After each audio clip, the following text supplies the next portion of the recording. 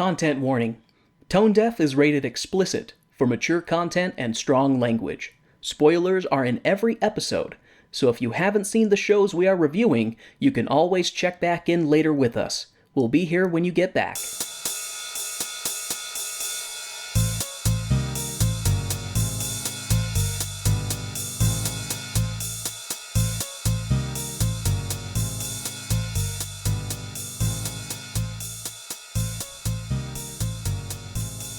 Welcome to Tone Deaf, a theater nerd's guide for their musically challenged spouse. I'm Kay, a musical theater nerd. And I'm Warren, I'm musically challenged.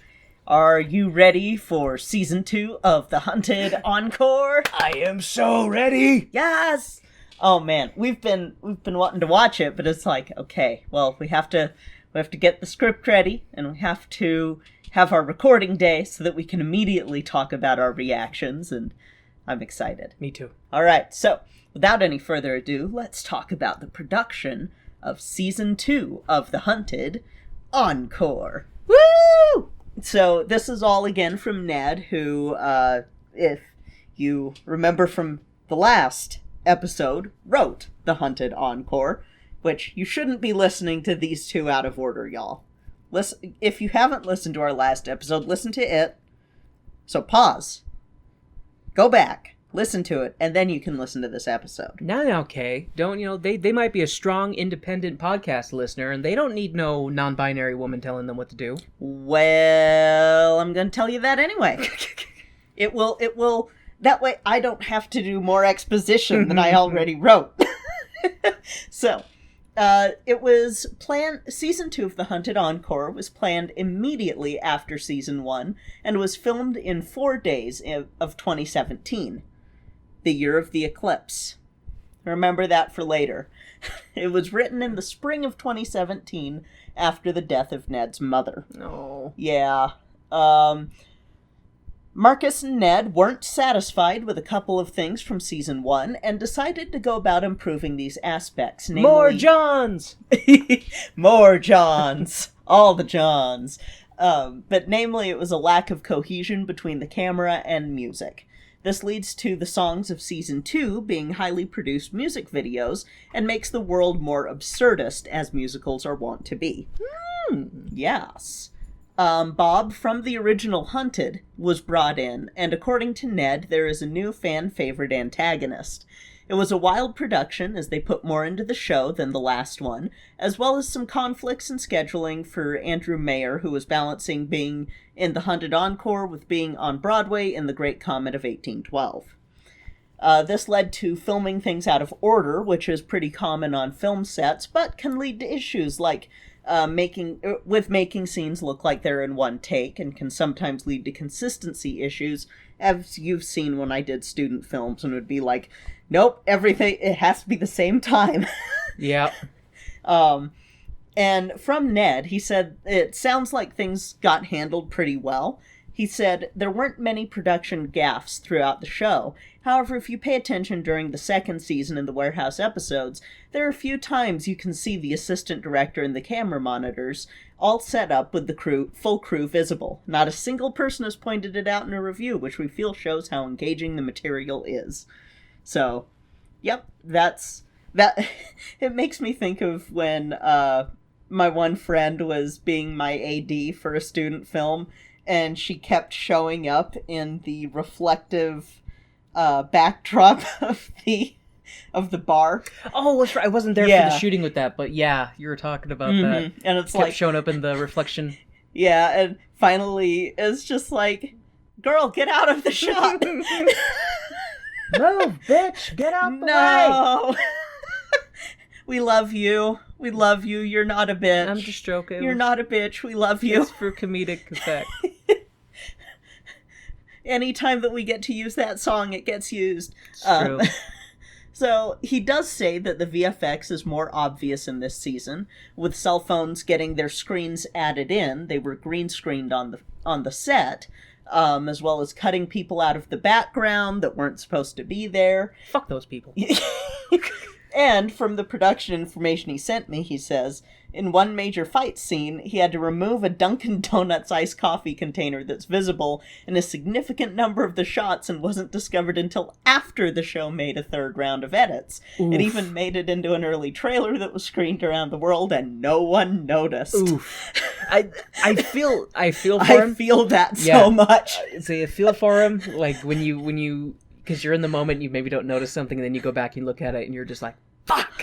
Yeah. Oh, God. That's a fucking nightmare to me. Oh.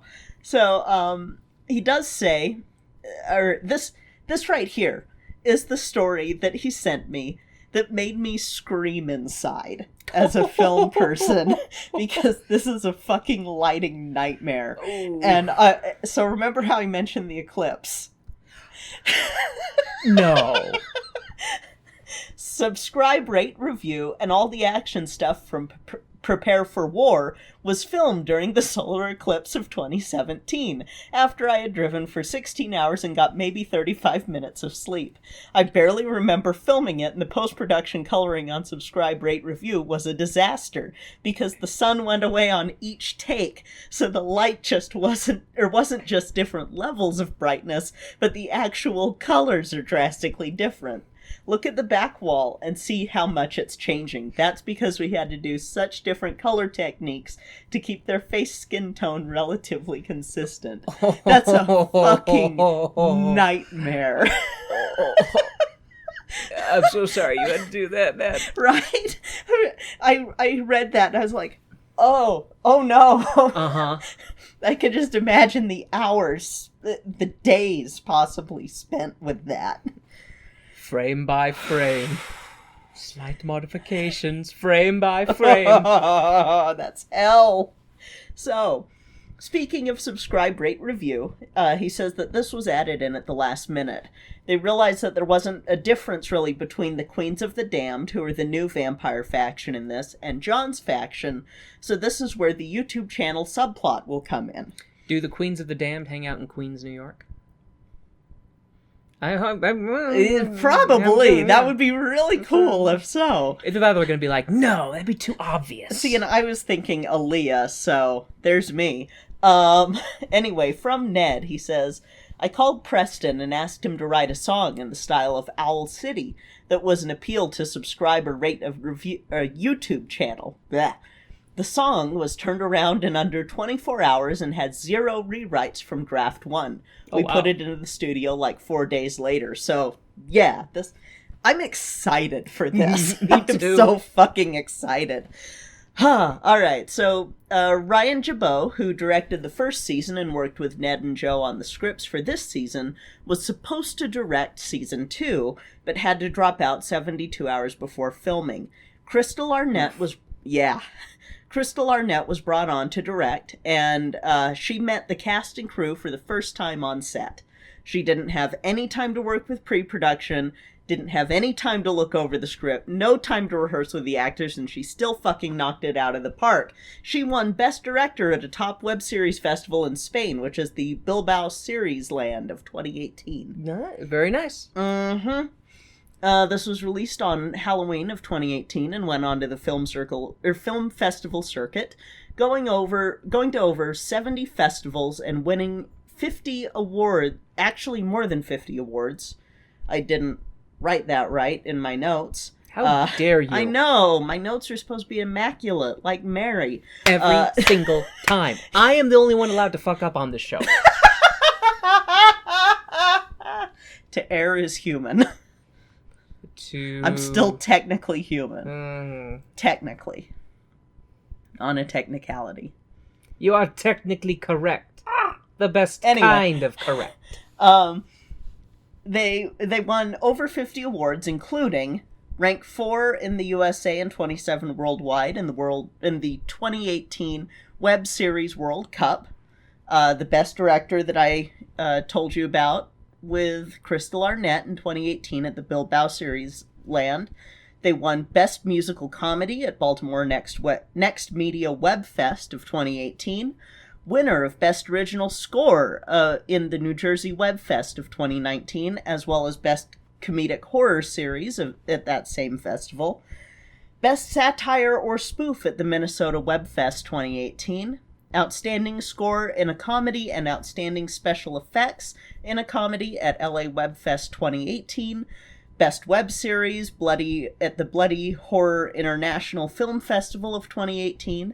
Best Costumes at Rolda Webfest 2018. Best Ensemble at Revolution Me Film Festival of 2018, as well as Audience Choice. Best Supporting Actress was Liz Demuth at the Rome Web Awards of 2018. They also won Best Creation at the Rome Web Awards of 2018. The Merit Award at the Indie Fest Film Awards. And yeah, much more. Wow, that's a lot. That's a lot of fucking awards. I'm happy when I find extra fries in the bottom of the bag. Like, I can't imagine. Or when they sneak an onion ring in there and you weren't expecting an onion ring and you're like, oh, I would have had to pay more for this. Instead, I get an onion ring with my fries. Oh. But yeah, I guess winning a bunch of awards is winning cool a bunch of... Season 2 cast and crew is as follows.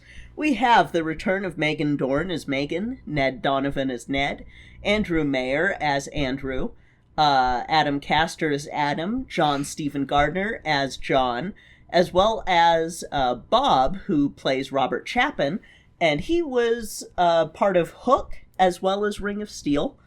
We have Raven, played by Liz Demuth. We have Amanda de Archangelis, playing Jezebel. We have Adenike. Jezebel in hell. God damn it. Johnny, angry Johnny. Warren. We have Adenike Thomas as Rain. Hannah Rose. Oh my god, that's Hannah Rose! I didn't put two and two together until just now. You're gonna recognize her. Wait. Oh my god! From the From the Oil of Olay musicals! Oh my god! Holy shit! That's oh awesome. My god, that was a great... I set up my notes and it didn't connect until just now that's our Hannah Rose! From our Capitalism Gone Wild episodes! I'm so excited! I'm so excited to see her in this! Anyway, she plays Aurora. Wow, that was more excitement than I'm sure anyone was expecting just now. And Carly Kincannon, I won't hold it against her for spelling it wrong, playing Midnight. And then for our director, of course, we have Crystal Arnett. Director of photography, as well as our cameraman character, is Garrett Kafchinsky. Assistant director was Ashley Monique George. Assistant camera was Charlie Muentes. Sound, Aaron Zick. Sound design and mixing, Marcus Thorne Bagala. At this point, he had been doing some This American Life as well. We have the original score by Marcus Thorne Bagala and Steve Goldshine. It was written by Ned Donovan and Joe Pietropalo. Edited by Ned. And visual effects were by Robert Chapin. Star Wars The Force Awakens and American Beauty. I'm excited. Mm-hmm. Because I really like season 1, and it just sounds like season 2, they're like, season 1 was great, but let's go even greater. Yeah, and some more stuff from season 2. We have some music and lyrics by Preston Max Allen, additional songs by Megan Bagala and Marcus Thorne Bagala. Megan Bagala, not Bagala, Jesus. And Baglava. Then additional arrangements by Will Melones from Empire. So, you haven't seen Empire, I've seen snippets. But I am aware of it. You are aware of it, but yeah. I'm so excited. I'm like even more pumped now. Just, Like so I said, exciting. like, after we watched the first season, we were just like, God damn it, I don't want to wait to watch the second season. I want more now. Yeah, I'm so excited. So Indeed, Kay. Yes, Indeed. yes. Let's go. That was me turning into a bat flying away. I am very gifted with Foley work. I know. You don't need to compliment me. You're a cute bat. Is it a cute bat? Does that mean ain't you. Ah!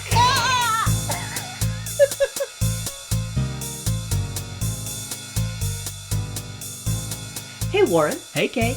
Do you know what time it is? Is it time to thank our favorite people in the whole world? Heck yeah! Today, we would like to thank our stage crew sponsor, Jasmine Wu. And our producer circle sponsors, Bianucci, Reagan, and Taylor Brandt. Thank you all so much for your support of our show. We truly appreciate it.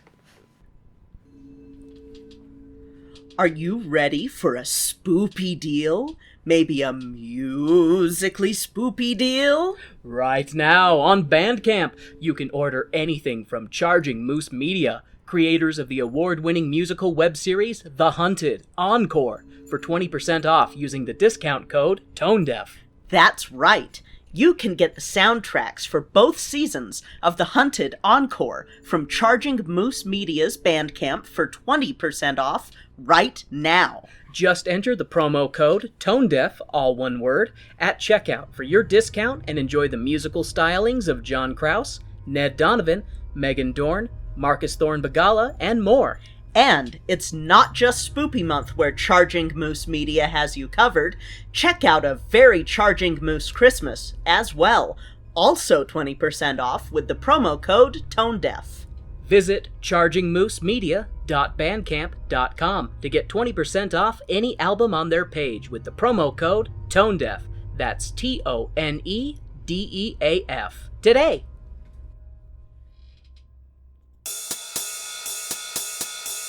And now, the lights are going down and the music's starting back up, so let's head back to the second act of our show.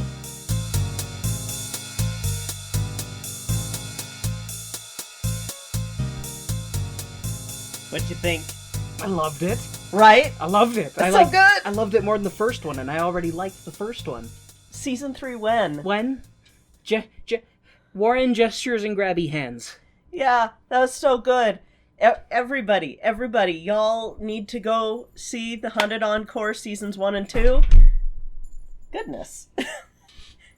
Y'all need to go see The Hunted Encore 1 and 2, like Seasons 1 and 2, the whole thing. Then tell your friends, then have them tell their friends, so that we can get a Season 3. In order to get a Season 3, it's like a pyramid scheme. You gotta tell 2 people, and then they gotta watch it, then they gotta tell 2 people, and there's like 4 people right there. And we already know about pyramid schemes. We live in the MLM capital of the country. It's true. It's true. You know, just, oh my god, it was so good. I enjoyed it a lot. So good. Thank you, Ned. Thank you so much, Ned. Okay. Should we get into it? Yes. So, The Hunted Encore Season 2. Season 2, Episode 1 begins in John's lair. Slayer headquarters, where Megan and Andrew are snickering and laughing as Ned covers his face, hiding his shame. Mighty Megan and Andrew Not Blade tell Ned to tell the camera why he's so ashamed, and cowering in his chair like a brave vampire-slaying hero that he is. The gentle prodding and snickering succeeds in prompting Ned to talk about how he saved the day from a group of 5 vamps. Then we get a flashback scene, and according to Ned, he totally beat all of the vamps, and even though they got one good shot in on him, they knew better than to tango with El Neto. And the trampires fled in fear. That's what they call them, trampires. I love it! And that's how Ned staked out a victory. Oh my god. At least that's what Ned would like us to believe. Isn't that right, Ned? Because according to Mighty Megan and Andrew Not Blade, Ned dropped his sword, soiled himself from fear, and then took a trampire stripper heel to the temple. Mighty Megan berated our fearless Slayer hero as he lay concussed on the cold New York pavement. Mighty Megan becoming mightily mightier,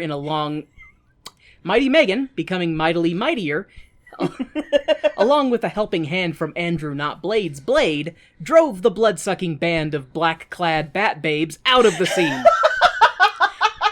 And our heroes returned to the lair, singing about how that's how they save the day. God, I fucking love you. Well, thank you.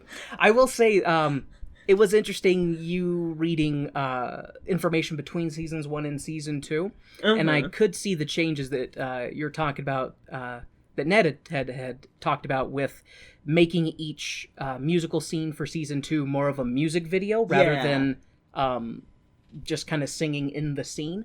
I felt like that worked really well. It did. It worked really well. Yeah. This is just fucking brilliant, is what it is. I love it so much. Oh my god. Thank you for vamping while I was drinking water. Our heroes are arguing about how the story really went when the power cuts out and the picture is lost. Megan inquires if Ned forgot to pay the power bill yet again. Ned is like, Slayer, please. It's on autopay. And as if on cue, a spotlight shines and a new, mysterious figure commands the scene. Our heroes are silent as this new, menacing figure poses. Is he friend? Is he foe? Is he the pizza delivery guy who the tracking app said was 5 minutes away, but that was 10 minutes ago? And seriously, why even track stuff if you won't do it accurately? I mean, for the love of all the pagan gods, we can put a man on the moon and make shrinky dinks, but a pizza delivery app can't give me reliable tracking info on my fucking pie?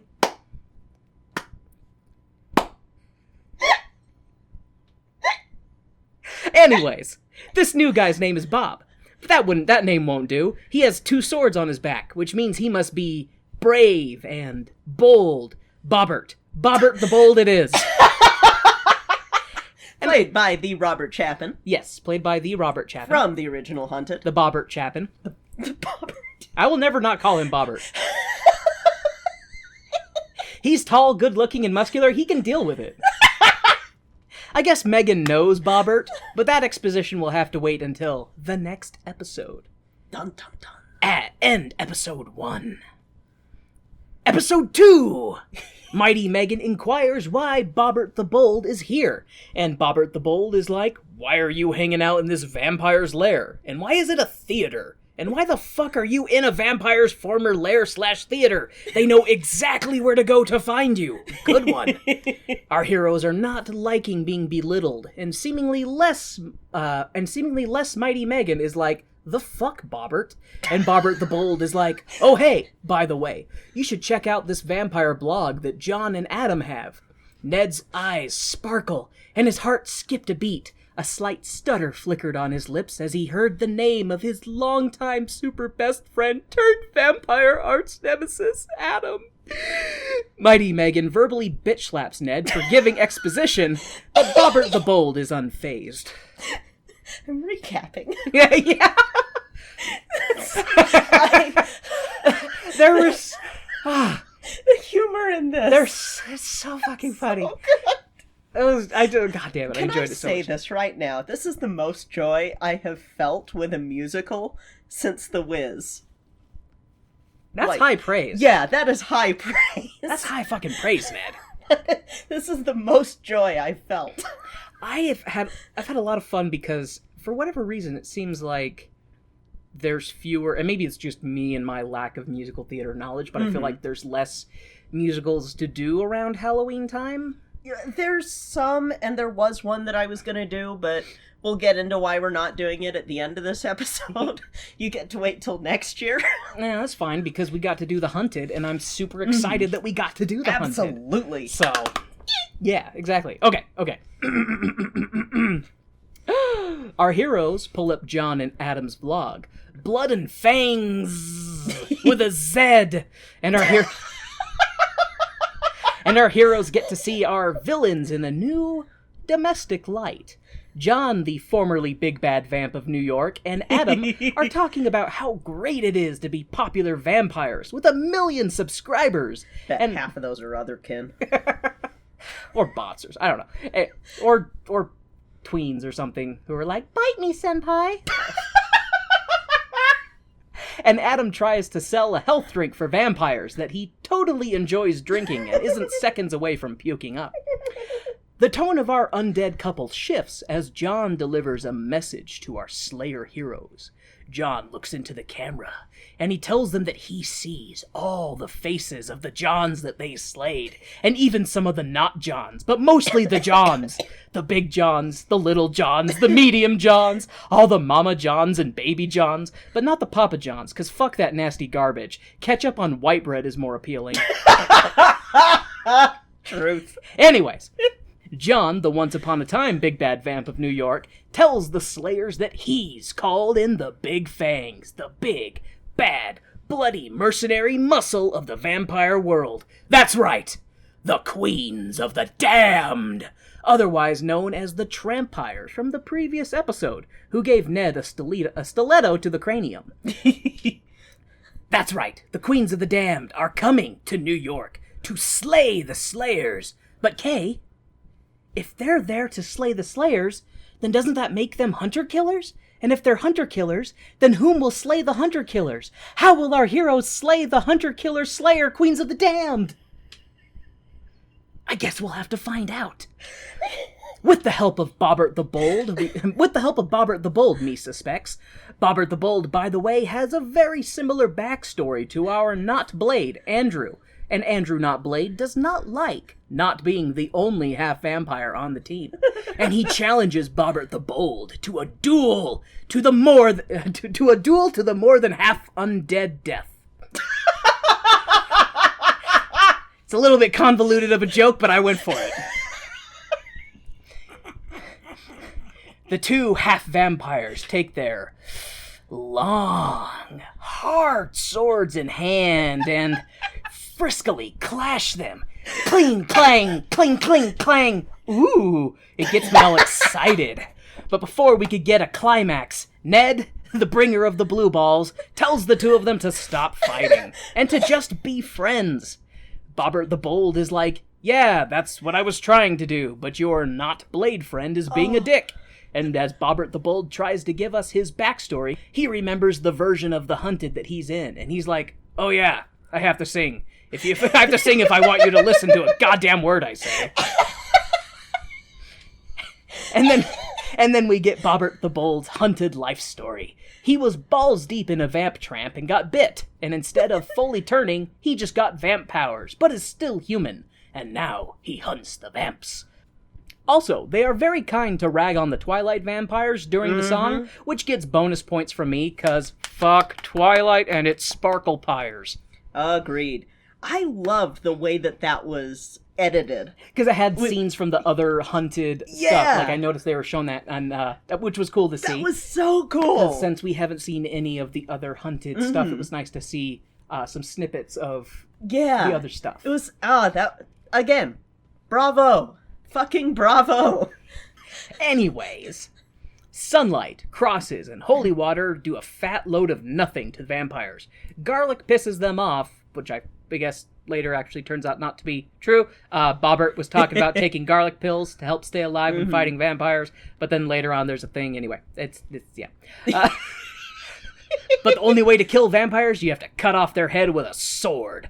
I wonder if other things would work. You know, what if you, dropped a piano on their head, like in Who Framed Roger Rabbit? Would that work? What about internal decapitation? Could a roller coaster full of vampires traveling 50 miles an hour and an unexpected stop do the trick? Put them all on Big Thunder Railroad at Disneyland. Yeah, there we go.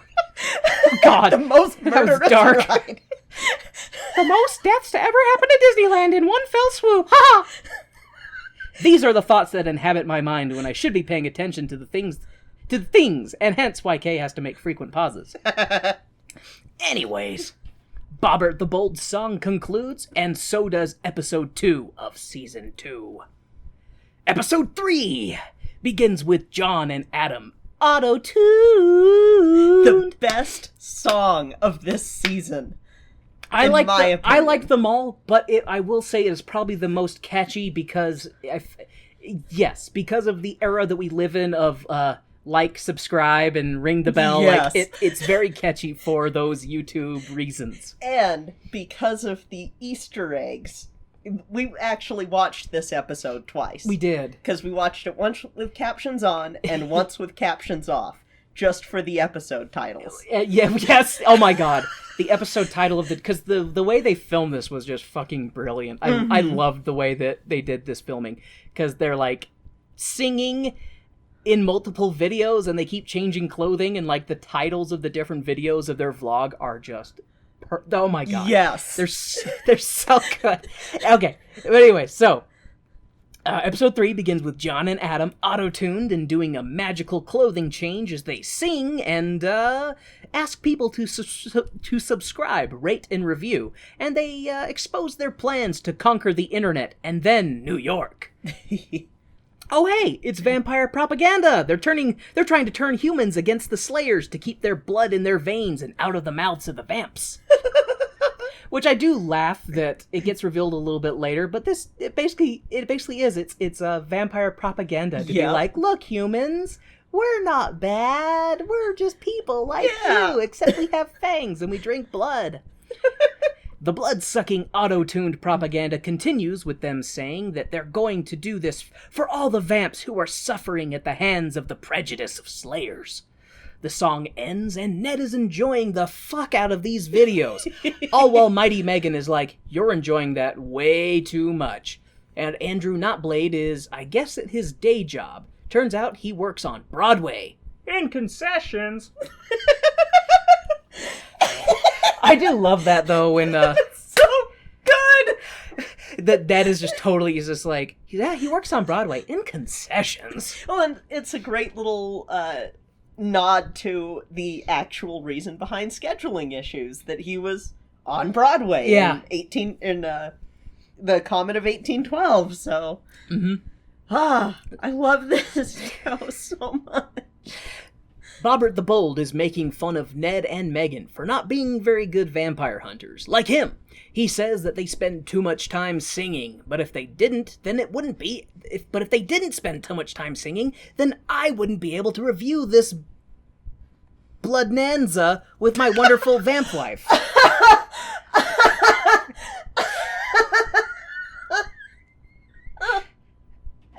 I'm slightly ashamed of that, but not any more ashamed than any of my other really stupid bad puns. Anyways. God damn it. Megan gets a mystery text in the middle of Bobbert's belittling and decides to skedaddle to the clandestine meeting place with her unknown texter.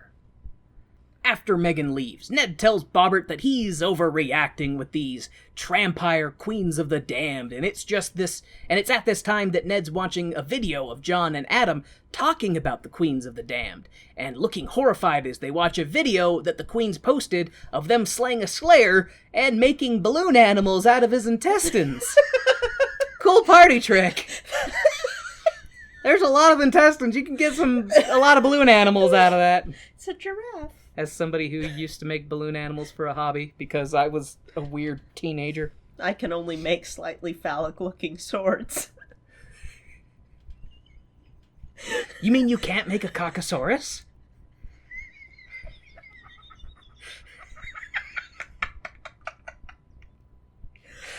Okay. This ends episode 3. Episode 4 opens up in a warehouse in Sunset Park. Mighty Megan meets the queens of the damned. Megan was lured there. They claimed that they have something that she wants. Them! The Trampires then reveal their plan. They're going to betray John and take over New York City for themselves. But they don't have the numbers to fight the Slayers and John and his Johns. So, if Mighty Megan joins them, the Trampires, the Slayers lose their leader. All it takes for Megan to join is one bite. The queens launch into a song of temptation, blue light, and a fan blowing their hair from off-screen. The queens of the temptation end their song and stare hungrily at Megan, who is dead still as the credits roll. Have you heard about turning vamp? Talk a little bit about why that's funny. Because of Hannah Rose. Because she's the Oil of Olay girl. And oh my god. It's funny seeing her in this because we've seen her previously in the Oil of Olay musicals, and she's really good in those. And so it is funny when we're seeing her as a vampire, and then I want to see her in more stuff. Yeah, she's great. I'm so glad. It was such a nice little everybody. surprise. It's funny. I feel bad too because we focus on her a lot because we already are familiar with her. Everybody in it did a great job, good. but we just see her and we're like, wait, why is she kind of in the corner? Hey, get closer. Anyways. She also had her hair in the way that I've been doing it lately, so it looks good. Looks good with you pretty black ladies. Anyways, this ends episode 4. Episode 5 begins with another John and Adam video. This one on fang filing. I think I accidentally put fang filling. I'm not sure how you fill a fang. I mean, fangs. You fill it with blood. Fuck, touche, okay? There's me. Okay, they're on a video about fang filing. The secret is to not file them to the point where they look like human fangs. Yeah! Anyways, Bobbert the Bold is like, we need to prepare to fight the queens of the damned. Right, Megan? Megan? Hey! Megan! Megan is distracted, and Bobbert the Bold is like, it's 'cause you're always singing like this is some kind of musical. And then Bobbert launches into a training montage song. Ned sings about how he's gonna fight. Megan sings about how she's conflicted 'cause all this time spent hunting vamps and she's still still feels like she's at square one.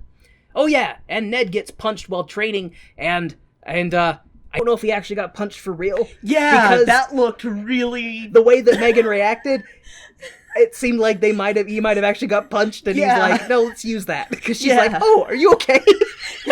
That looked real. So Ned, let us know if you took a Megan fist to the face for real. Yeah. Okay. Ned gets punched while training. John and Adam are also training. John, the wanting again to be the big bad vamp of New York, sings about typical vampire stuff. Draining blood, drinking tears, making the slayers watch all their friends die slow, horrible deaths. Huh. That seems contrary to your pro-vamp, anti-slayer propaganda, John. I don't think the humans who watch your videos would think that you're a very nice vampire, John. Anyways, the montage concludes and we see Adam talking on the vamp vlog and actually... taking a moment to be vulnerable and admitting that he misses his Slayer friends because he doesn't really fit in as a vamp, and being around John makes him feel like a third fang. Adam also tells people to be nice on the internet and not feeding trolls, because yeah, fuck trolls, those underbridge-dwelling, pimple-faced, pecker-juiced monstrosities. Where was I? Oh yeah. Adam says he loves his fans, and this PSA ends.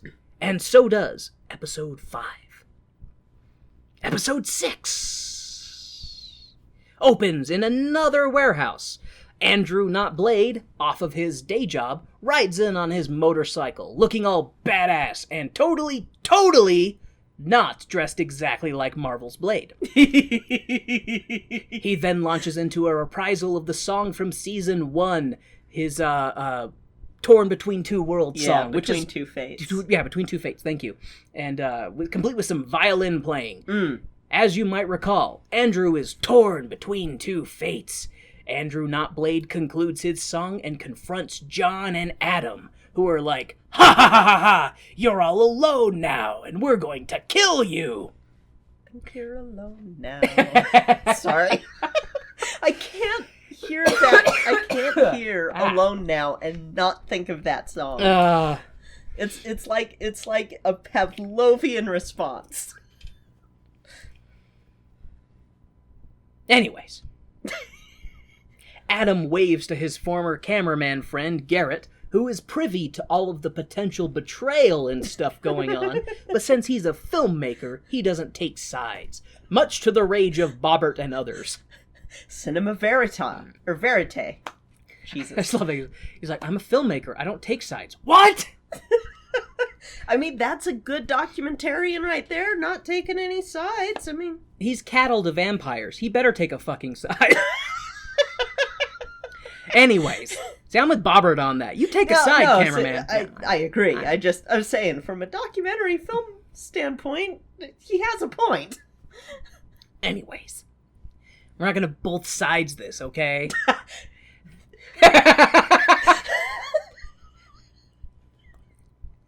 You gonna pull it off? If I could do it without laughing. There are fine people on both sides. We have some very not nice vampires and some very not nice slayers. But they're fine people. The best people on both sides. I only know the best vampires. Only the best Only the vampires. best bloodsuckers are allowed. Okay, that's enough. Ugh. God, I hate that band. 14 days, right? Anyways, John and Adam get ready to fight Andrew when Andrew gives the signal and his friends come driving in from off screen, and Ned hits Adam with a car, slamming him into the wall. Ned is like, "That's for punching me." And everyone else is like, "Yeah, but you hit him with a car, Ned. That's like not even remotely equivalent, Ned. You have a problem, Ned, you jerk." And Ned is like, "What the fuck? I thought you guys were my friends. Now you're saying I can't hit vampires with cars? I'm sorry. I thought this was America. Isn't this America? I thought this was America." Says in the Constitution, the right to bear arms and hit vampires with cars. God damn. Where am I? And Adam is like, "Yeah, Ned.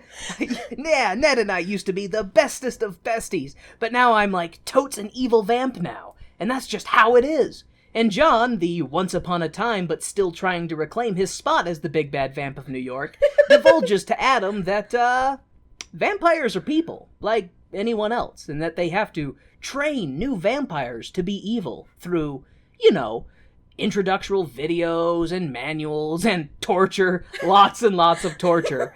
They have to desensitize them to their past life in order to get them to accept their new evil vampire life. But Adam just gave himself to the vamp side and saved John a lot of work. Adam is like, because he's just completely disillusioned with this entire situation, having feelings of missing his Slayer friends and not feeling like he fit in with his new vamp fam. His vamp. Oh, god damn it, that's better. With his vamp. It's a real complicated time to be Adam right now. Oh, hey, the Queens of Transylvania are here. Dropping in from the ceiling to outnumber the Slayers. Ned tells Bobbert the not-so-bold anymore that it's not a good idea to fight them outnumbered, and the Queens are like, "Ha ha ha ha! And now to drop our biggest plot bomb, Megan is on our side now! Ha ha ha ha ha!" Mighty Megan crosses over to the vamp side and takes up arms against her former Slayer brethren. Oh, how the tables have turned. Oh, how the tables have turned. How will our Slayer friends survive what appears to be a battle they can't win? Will Adam stay a vampire, or will he learn the true meaning of friendship and overcome the darkness within him? Will John be betrayed by the Queens of Transylvania and their plot to take over New York City? Will Megan change sides again, or is our former fearless leader doomed to become what she's always slayed? Will Bobbert the Bold ever get to wear his beloved chicken suit that Warren left out of a previous note? Find out next time on The Hunted Encore Season 2, Episode 7. And that ends episode 6. Oh my god. Episode 7 opens up with our heroes preparing to fight. Time freezes and misguided Megan crosses over to yell at her former frozen in time Slayer allies, telling them that she did her best but the Slayers just took from her, draining her of her will, and that she really belongs with the blood-sucking Transylvanians. Ned yells at Megan, saying that he thought she was better than being just another trampire. And John is like, "Okay, enough with the name-calling, guys. Can't we just kill each other in blade-on-blade combat like civilized humanoids?" And the trampires are like, "Shut up, John. We're going to betray you later anyway, but first we want to know how they figured out our new band name. Trampire was at the top of the list of our new names we've been kicking around. Bobbert shoots back with, what about Queens of the Drab? Oh! And John is Jesus Christ. And John is like, yes, Queens! And you can see the urge to kill John shoot across all the faces of the Trampires. Yup. One of the queens notices Andrew. She notices him a little closer. Hey, are you on Broadway? She asks, and Ned is like, no, he works in concessions.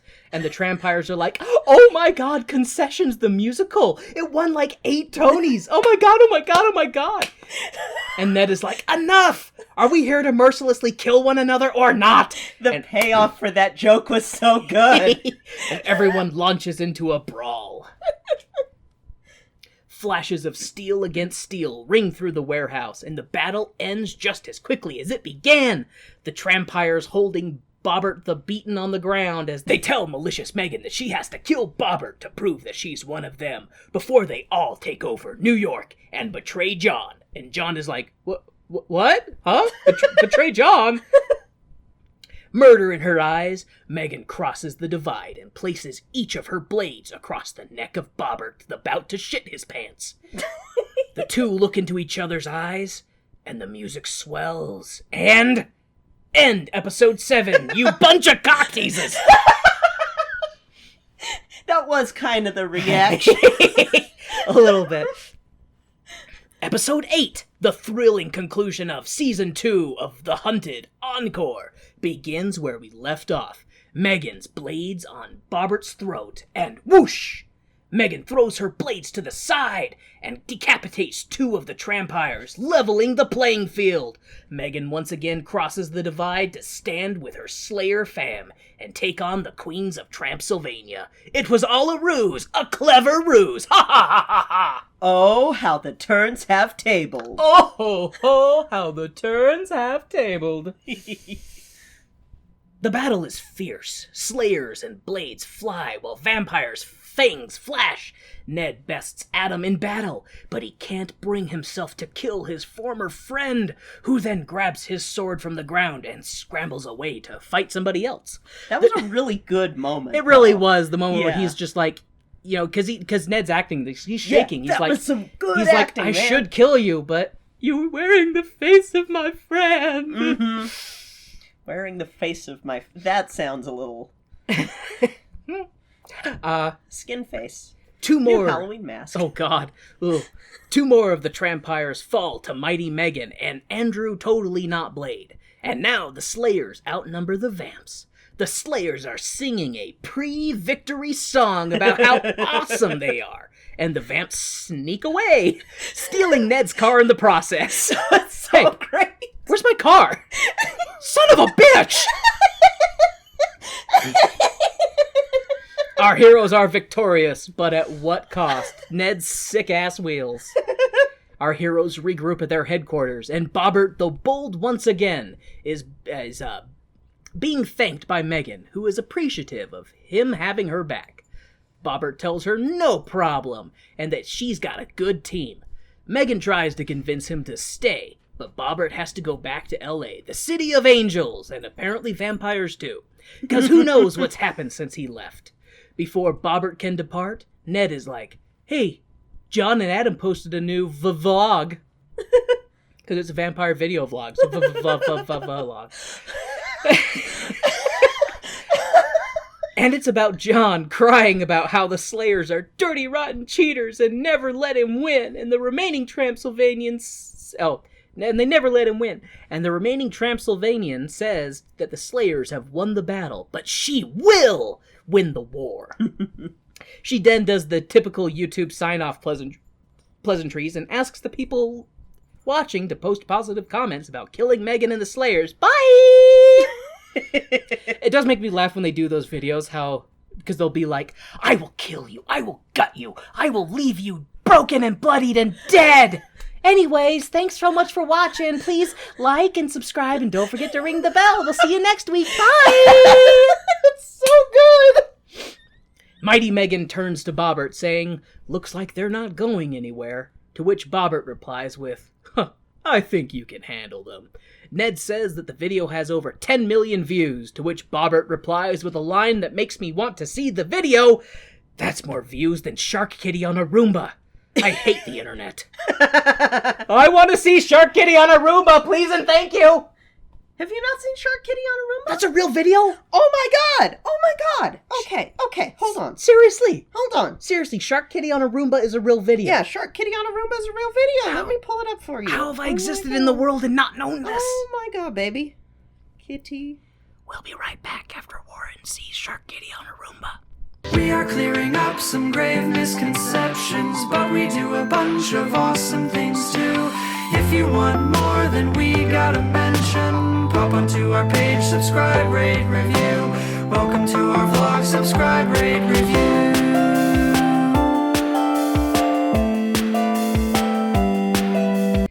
I have now seen Shark Kitty on a Roomba, and my life is a little bit more fulfilled now. Yep. Anyways, Bobbert bids his East Coast Slayer friends farewell, and in a flash of swirling smoke, he disappears, leaving the other Slayers completely gobsmacked. Ned, pointing in disbelief, exclaims, "Why didn't he teach us that?"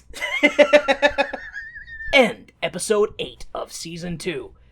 Hey Ned, when is season 3? And then I have in here Warren gestures and grabby hands. Gimme, gimme, gimme, please and thank you. That was so fucking good. Oh, Oh my god. that was fun. That's seriously though, like I was telling Ned last night, this is now a Halloween tradition for our family. Oh my god. This is absolutely a Halloween tradition for our family. Oh my god, I have to like share this with everybody I can think of. Yeah, it's so good. Because it's so funny too. It's just, it's well done. One thing I want to point out too is, just typical thing giving credit and everything where credit's due. Yeah. The choreography in season 2 for fighting Yeah! was leaps and bounds above the first one. And I'm surprised that they're actually using like real swords and stuff when they were doing choreography stuff. Because I'm so goddamn clumsy, I would have accidentally ended up stabbing somebody with a blunt sword. I think they're still technically prop swords, but yeah, they're still pointy. Yeah, they're still pointy. They're still pointy, but they can't kill you unless you really, really try. Like a butter knife. Yep. You gotta really want to kill that motherfucker. And I did. I mean, but I really enjoyed both season 1 and season 2. And if Ned ever gets a season 3, Yes. on, Kickstarted or whatever, we will plug the fuck out of that. Yes, we will. Hell, we'll back the fuck out of I mean- that and plug the fuck out I mean, of it. I wouldn't say we'll back the fuck out of it. We will back it a reasonable amount that we can afford. Back the fuck out of it within our means. There we go. But yeah, So good! that was fun. Oh my It's been a good Halloween so far. Thanks, Yes, it Ned. has. Oh, thank you so much, Ned. This All right, was so Kay. fun. I need to spare my voice for a little bit. Yes. So tell me, what will be the next episode? So, at first, I was gonna have us either do Repo the Genetic Opera or Carrie next. What? Repo? Yes. The Genetic Opera. Yes. But you forced my hand last night. So, for our listeners, I'm going to peel back the curtain. Warren and I listened to a lot of Knowledge Fight. And we were listening to Knowledge Fight last night. It was an older episode, and Dan mentioned a mystery plant. And I made a reference that Warren did not get. So we're watching Little Shop of Horrors. Which I have seen, but I was a wee little lad, and it's been a great many moons since then. Been many years. So, yeah. We're going to watch Little Shop of Horrors and save Repo for next year. Feed me, Kay. Feed me. Later. We've got curry in the fridge.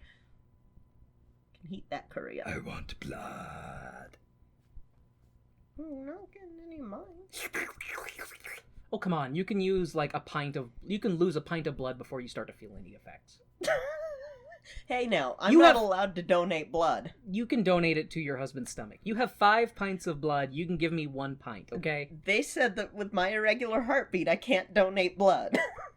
Unless you want to go to our doctor and get a note saying, can I drink my wife's blood? guess it's back to the streets looking for a hobo again. All right. God. Thank you all so much for joining us this week on season 2 of The Hunted Encore. It was a biting good time and It was bloody delightful. and other vampire puns that Warren can't make right now. Now, don't get all batty out there, because there will be more Tone Deaf for you if you subscribe to our show. Then we'll pop up in your feed every week. Subscribe, rate, review. If you want to reach out to Kay and I, you can check out our home base, which is tonedeafmusical.com. There we have links to all of our social medias, our spooky Instagrams, and our vampiric Twitters, and our fucking atrocious Facebooks, and as well as a link to the Cast Junkie Discord server, where our friend Ned, as well as other independent podcasters, have their own channels there, and Kay and I have our own very creepy and demonic, spooky, undead, not safe for work channel, where I will swear because I'm a potty mouth. If you want to go above and beyond, you can join our Patreon, Tone Deaf Musical, as well as visit our TeePublic store, linked on the tonedeafmusical.com website, where we have merchandise you can buy, including face masks that we will be wearing until God knows when. You can also like, rate, and review on your podcatcher of choice, and that will help boost our levels. And if you leave a review, I will sing it. And if you mention Latte in your review, then she gets a cookie. Yep, and she would love another cookie. Won't you please give Latte a cookie? I mean, she gets cookies after dinner, but She gets this cookies would be all the she fucking gets time, so but many goddamn cookies. she's not spoiled at all, huh? Not at all. She's very silent for being right here in the recording studio with us. Yeah, she's upset because she doesn't get to eat the bone outside. So, I think, though, that that'll be it for this week. I'm Kay. And I'm Warren. And this has been Tone Tone Deaf. Deaf. You know how everyone was changing their stuff on Twitter to, like, haunted memes and stuff, like they're changing their names and stuff, like Daddy Booty? I realized what ours could have been. Phone Deaf. Isn't that... I mean, why don't we just call ourselves skull fucking, like... Skull Fucking, the podcast. A family show.